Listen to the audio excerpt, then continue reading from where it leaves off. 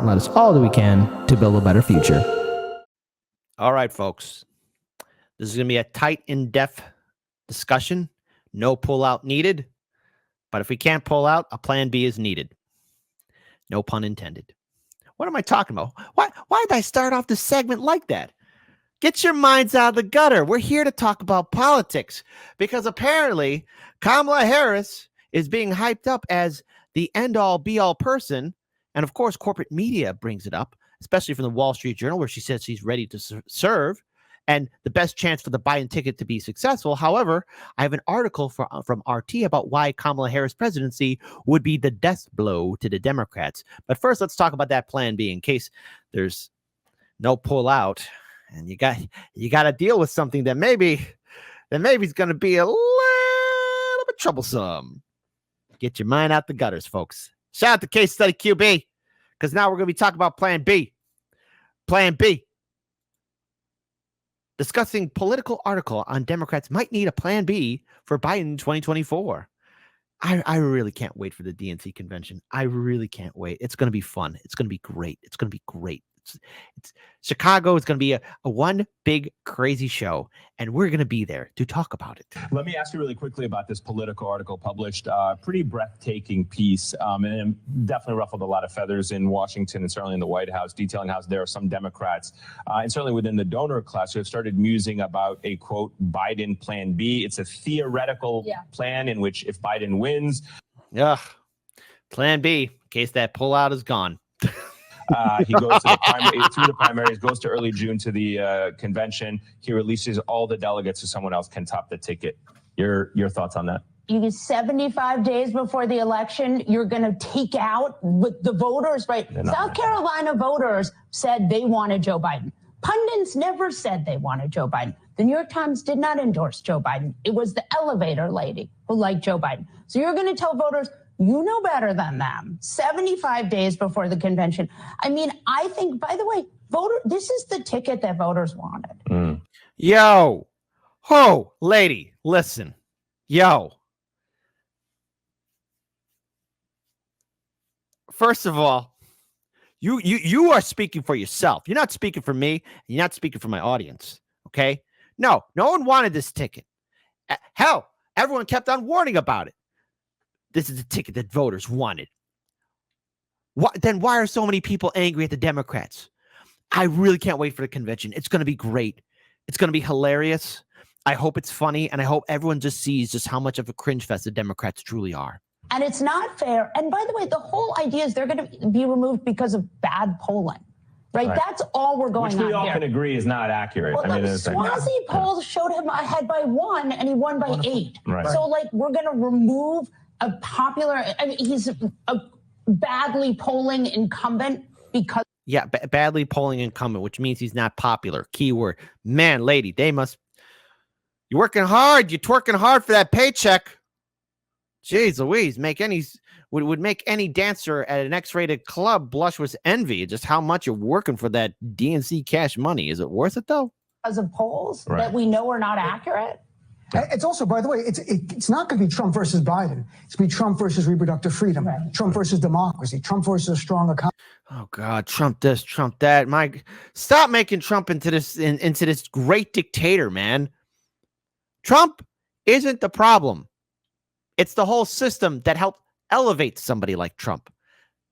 But Trump won't be the worst politician ever to set foot into Washington, D.C. Yes, he's been in the White House before. All right, I get it. But, I'm just going to stand true to this. There have been far more vile, vicious, more corrupt people in D.C. than Donald Trump. Dare I say it, he's not even in C tier in regards to being so vile. Okay?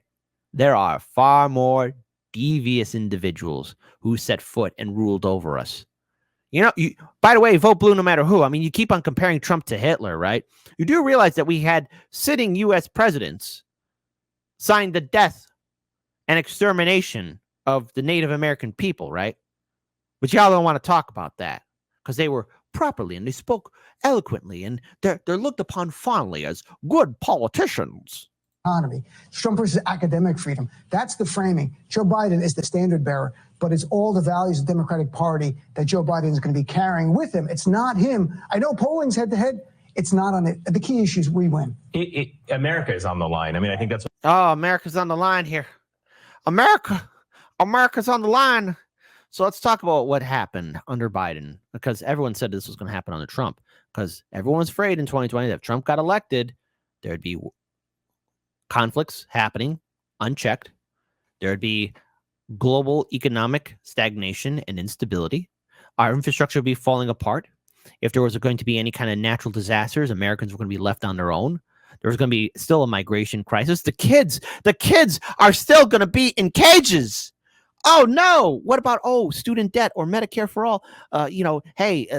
People be suffering because of their insurances and student debt. Oh my goodness, people are still riddled with debt, and it'll get out of control. Oh wait, all of this is still happening under Biden. Oh, and let's not forget, pink pussy hat people. I'm never going to let up off you. Didn't you people say, and I'm going to say this again, didn't you people, you little pussies, I mean, you little pink pussy hat people, didn't you guys say that you'd be out there in the streets and protesting if Trump got rid of reproductive rights? Didn't you say you're going to be out there day in, day out till the whole world sees you in one voice? Oh, that's right. You never did that because Biden was president. You were at brunch. It's the only way to frame it. It's at this point, it's Trump versus America and the future of our country. As you guys were saying, like, we don't know if we're going to have a 2028 election. Okay. Oh, God. Yeah. We don't know if there's going to be freedom. So let's listen to this one first, because I got a hilarious article. Kamala Harris tells the Wall Street Journal that she's ready to serve as she promotes Biden a 2024. You have Vice President Harris, who's been front and center on the world stage during this very critical time. She recently told the Wall Street Journal that she is ready to serve, Susan. We know that Harris played a pretty huge role in 2020. Is this a strategy from the Biden camp to up the president's profile, linking these two together, putting her front and center to up her profile on behalf of the president in the ticket? Yeah, and I don't think I would have said this a year ago, Alex, but Harris is the best chance for the Biden ticket to be successful. There's no doubt about it. She can go into the base right now to change some of those poll numbers, which are really settling in. And, to Charlemagne's comments, I would say, it's pretty easy to make criticisms from the cheap seats. Why aren't you rolling up your sleeves and being an advocate? Because right now, that's what the Biden campaign needs. It needs its surrogates going out there, talking to the base, making people excited to come out. He's right. Joe Biden won't excite them. So he needs strong people around him. And that's what I think. Strong people. All right. YouTube rewind time. Let's talk about Kamala Harris. Kamala Harris, who started off her presidential campaign in 2020 with a bang on Martin Luther King Day. I remember because I was covering a mayoral event for 2019, late 2019, and she made this announcement on Martin Luther King Day that she was going to be running for president. Started off, boom, bam, it was Hillary Clinton mixed with Obama, a black woman running for presidency, and the liberal media was eating it up. I remember talking to Daniel about it too. We both kind of agreed it was overhyped and it would fizzle away. How correct we were when we all saw firsthand how her campaign was going belly up, how her campaign was going bankrupt, and not once but twice, Tulsi Gabbard demolished her on the Democratic debate stage, in which, even before the first primary happened, she quit. Kamala quit. And her approval rating is lower than Biden somehow, but she's a strong chess player. Biden, Democrats, you need to work on your pullout game because it's going to be one big sloppy mess and ain't nobody going to want to clean it up. Vice president brings to the table. She can go out to speak to young people. She could go out to speak to women. She can speak to any group, but right now I think it's most critical that the Biden campaign get their numbers up. And the way they do that is by getting their base excited. What's changed for you, Susan? I'm not excited. I'm depressed. I'm depressed and disappointed. In the last year regarding the vice president? Honestly, I thought she would be more of a vulnerability going into 2024. She certainly did not have very good poll numbers, but the difference. Yes, these are key words. Like poll numbers. If they're low, that means you're not popular. It means you suck. Now, if they're high, that means, hey, that guy or gal is okay. is I'm surprised at where the Biden campaign's numbers are. And because they suck, lady. Whew. Man, put me in the game, coach. Put me on BSDNC just so I could shock them, just so I can trigger a liberal. Please. Look, hold on. And just for that, a little bit off topic. This is a direct message to Republican voters, Trump supporters for the South Carolina primary. Let's listen to me, people. Listen to me. Yes, I am a progressive. I'm a leftist, whatever, all that kind of stuff. I need you guys, you Trumpers, to show up in force on the South Carolina primary, okay? Because I want to see Nikki Haley lose, because I want to see these people panic, okay? I just want to see these liberals panic. Just do this for me, all right? Just do this for me, please. It's a little bit off topic. I just want to see people like this get triggered, because they're like saying, well, I can't believe how low the Biden numbers are. Well, because Biden sucks. It's terrible. Key issue is the economy. And yet Kamala is saying she's ready to serve. Now I realize there is a really strong role for her to play. And again, it's early, and this is where she's needed most, and the time she is needed most to get people up and active in the campaign. These people are living their own reality. So now let's trigger some liberals. This is an opinion piece, and everyone's entitled to an opinion. It's from RT, just to own the libs. Why a Kamala Harris presidency would be the death of the Democrats. Oh my goodness gracious. It's reading time. With President Joe Biden's advanced age and cognitive decline taking central stage just months before the presidential election, Democrats need to discuss the Kamala problem. As the U.S. speeds towards the 2024 presidential election, the Democrats find themselves in rather untenable position. Not only is the incumbent U.S. President Joe Biden suffering visibly on the mental front, reminiscing about aloud over meetings he's never had with long-dead world leaders, but his second command lacks the essential support of the Democratic base. While Biden's approval rating sits in the basement of 39%, Vice President Kamala the Cop Harris has managed to outdo him with a whopping 37.5%. This should come as no surprise, considering that Harris was polling at 1% when she dropped out of the presidential nominee race in 2019. How did she manage to alienate so many people within her own party? Because she sucks, that's why. Early in her career, a California district attorney, Harris, the child of immigrants from Jamaica and India, had a reputation as the top cop, a cop's cop, who worked against the interests of victims. She frequently failed, for example, to exercise her authority to investigate charges of misconduct and abuse by police and prosecutors. At the same time, she often kept people, many of them poor Black people, behind bars, even when there was ample evidence of wrong convictions, while opposing legislation that would demand her office investigate fatal police shootings. During the 2019 Democratic presidential debate, Representative Tulsi Gabbard called out Harris for her record. She put over 1,500 people in jail for cannabis violations and then laughed about it when she was asked if she ever smoked cannabis. She blocked evidence that would have freed an innocent man from death row, not life row, until the courts forced her to do so. She kept people beyond their sentences to use them as cheap labor for the state of California.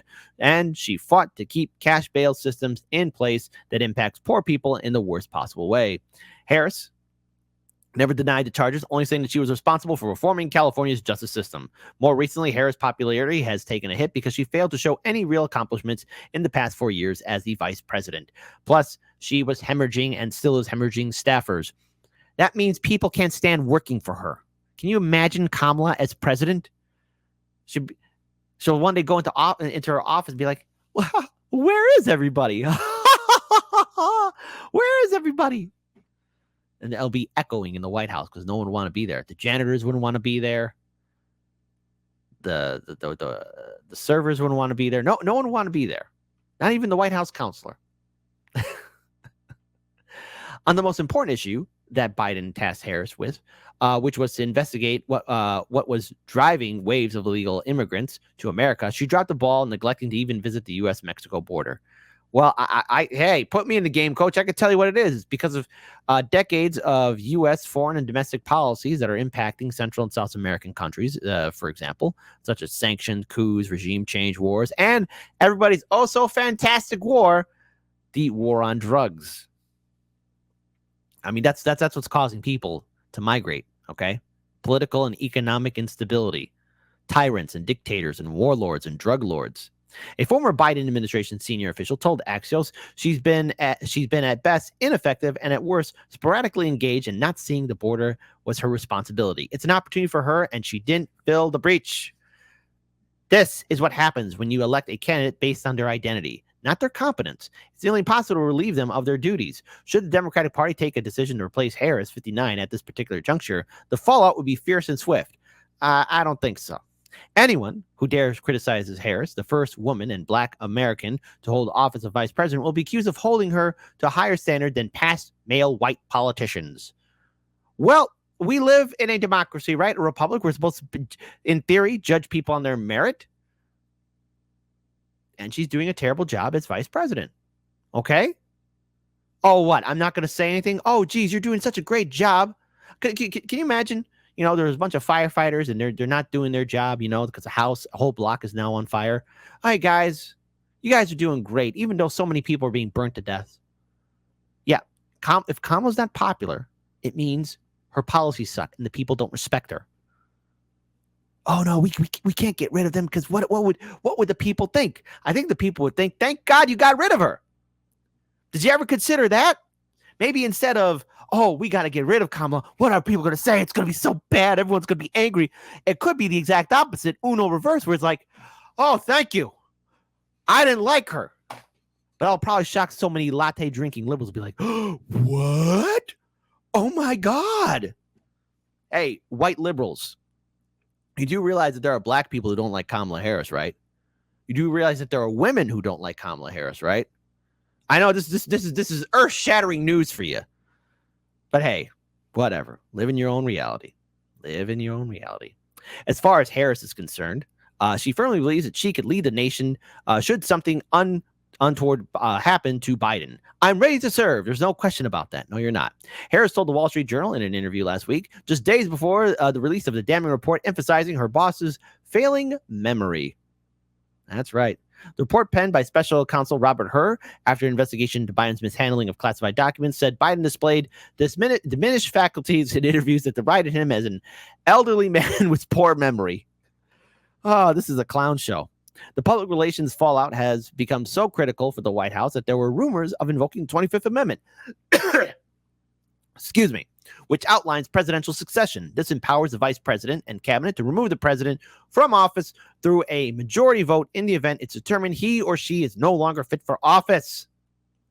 The amendment has never been invoked in U.S. history and probably won't be invoked now, since the specter of Harris' presidency is even less attractive than sitting through a Biden speech. Whatever the case may be, Donald Trump will not miss an opportunity to throw a spotlight on Harris and her inglorious stint as vice president, nor should he, considering the chances are high that Biden will serve out his term through age 86. My God, liberals, quit saying, yeah, this is the president people want. No, it's not. In other words, Trump would be reminding Americans that a vote for Biden is essentially a vote for Kamala Harris. Such a strategy will likely attract many swing voters into the Trump camp. All of this strongly suggests that the Democratic Party would be wise to rethink its entire ticket. Neither Biden in his present condition nor Harris are presidential material. And judging by the opinion polls, the majority of Americans understand this. Best to revitalize the party with new blood, even if it means defending the progressive wing of the party. Please don't drag in progressives to this. Please don't. Please don't. Please don't drag us progressives into this. What can we take away from this? Well, there's so much that we can say about a Biden presidency. There's so much that we could say about Kamala Harris. Point is, a DNC convention is going to be happening here in Chicago. Now, when I was speaking with Keaton, as well as many other people, especially when I was hosting Due Dissidence with Keaton, but also afterwards over the weekend, I began having a lot of conversations with people on their thoughts about what's going to happen. And many are coming to the conclusion that something's going to happen at the DNC convention in which the Democrats could very well possibly replace Biden with somebody else. At the end of the day, the DNC will pick who they want as their nominee. Now, if they go all in for Biden, that's a foolish move, but okay. That's their old dog. They're going to run with him. But if not, the Democrats need a plan B. They got one big mess. They went all in deep with Biden and Kamala. But there's one thing that I have to say. When it comes time to come to a conclusion about what's going to happen with Kamala, The real conclusion is she's got to go, just like Biden. They're not popular. They're not respected. But Kamala's going to have one thing to say about that. Do not come. Do not come. I'm going to come. Yes! Do not come. Do not come. I'm going to come. Yes!